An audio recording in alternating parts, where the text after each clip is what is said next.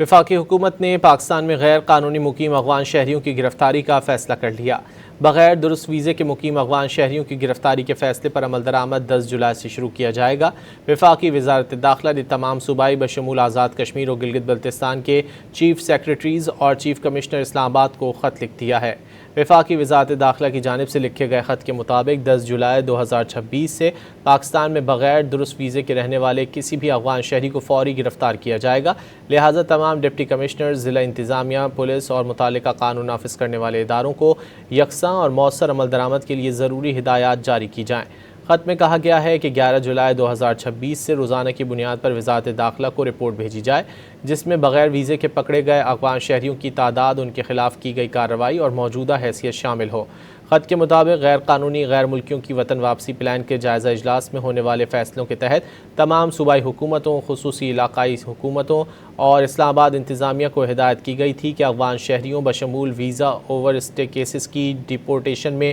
تیزی لائی جائے اور IFRP پر سختی سے عمل درآمد یقینی بنایا جائے۔